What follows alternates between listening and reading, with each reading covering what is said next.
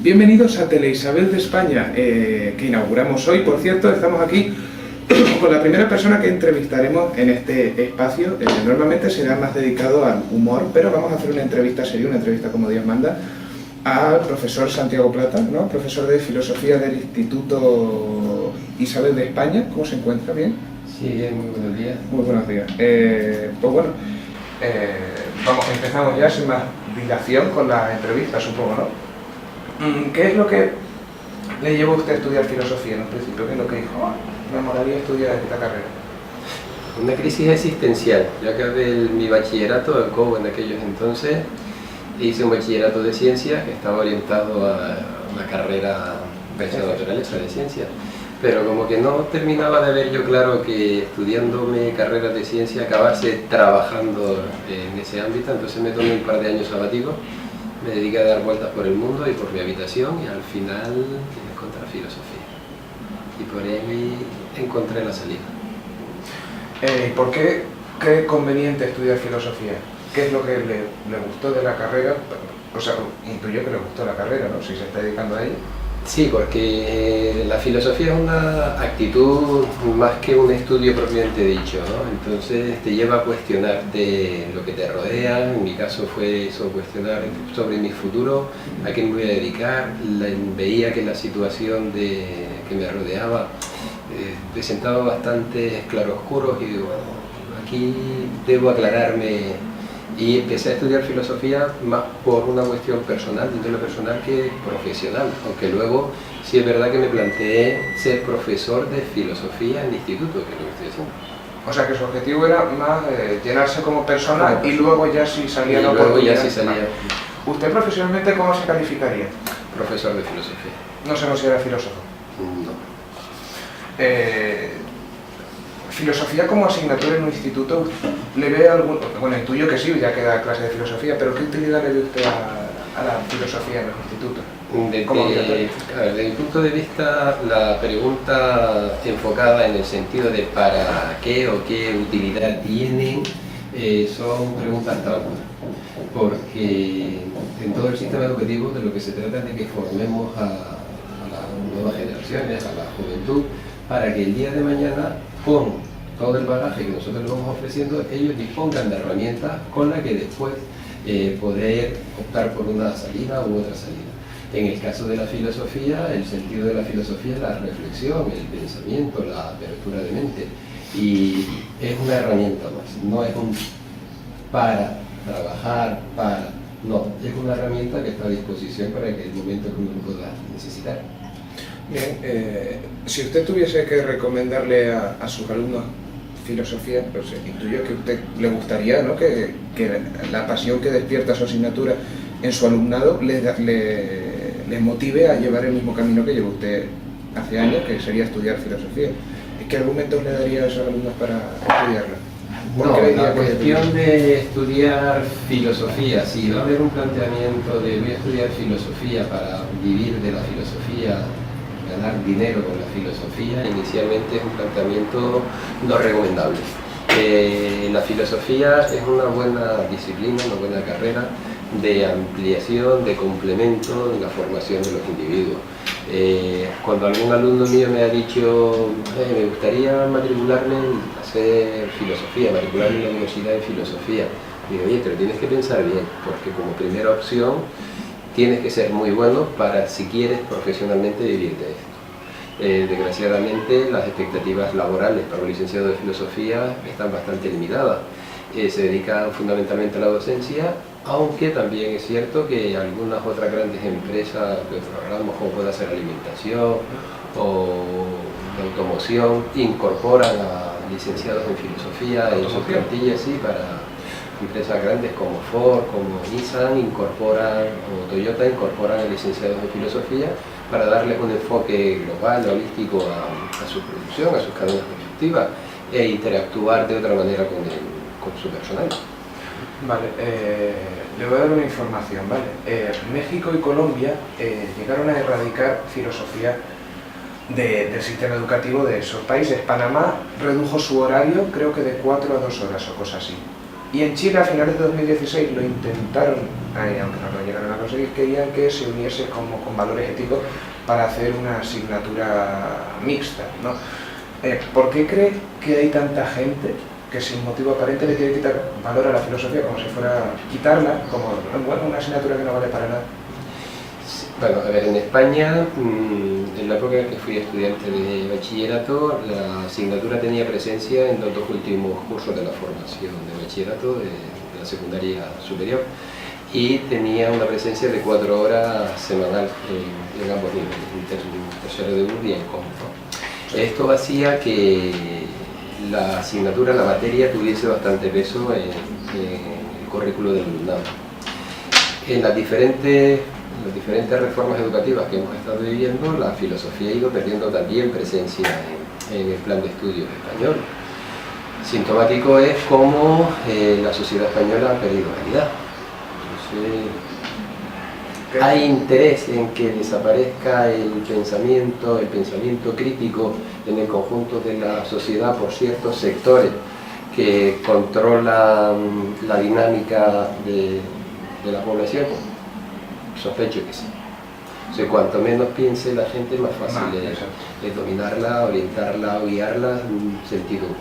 ¿Y qué les parece a nivel de España, nada más, a nivel nacional, que se estén llevando estos movimientos, llamémoslo antifilosofía, cuando prácticamente nadie se pregunta por la persistencia de la religión en un país laico como es España, en el sistema educativo actual?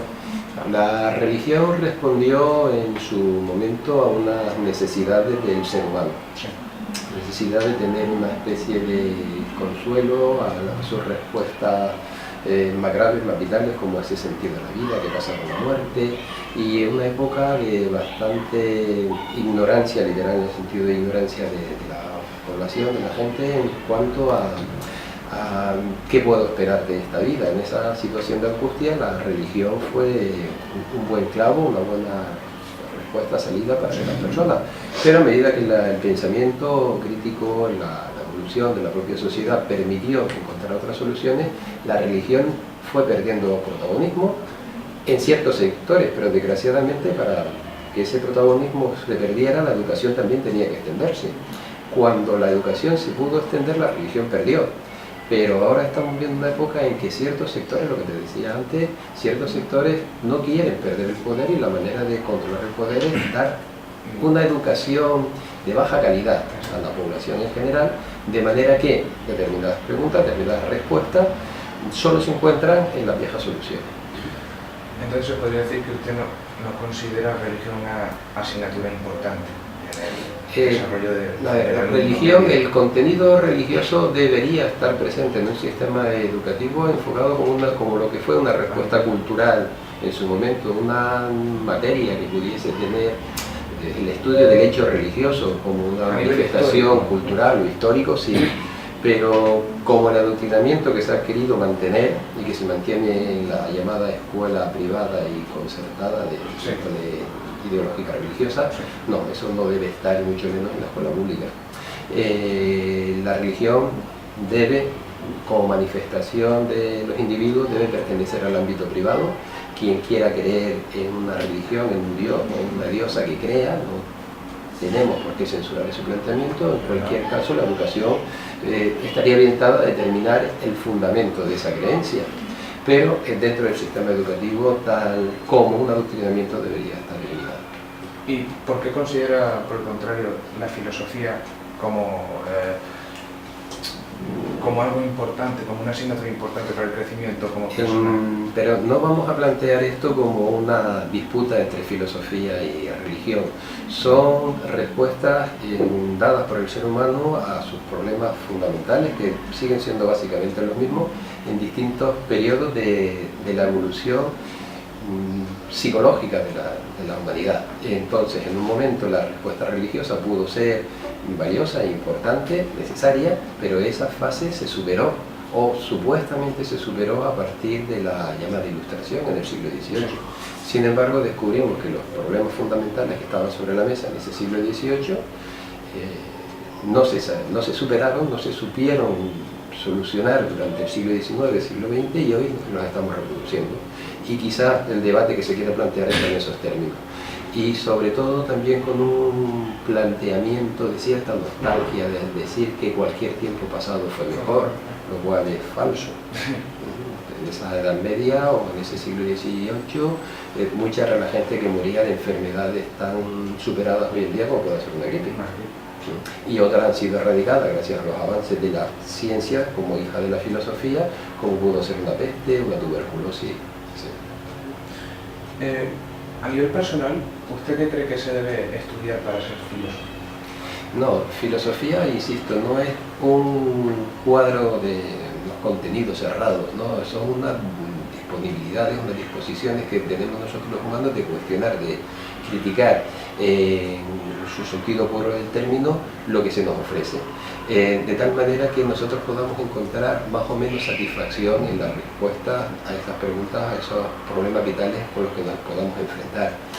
Entonces, si en un determinado momento la problemática está en cómo podemos elaborar un discurso sincero, honesto, quien se dedica a la filosofía orientará su carrera, su vocación hacia una lingüística, hacia una epistemología, una teoría del conocimiento.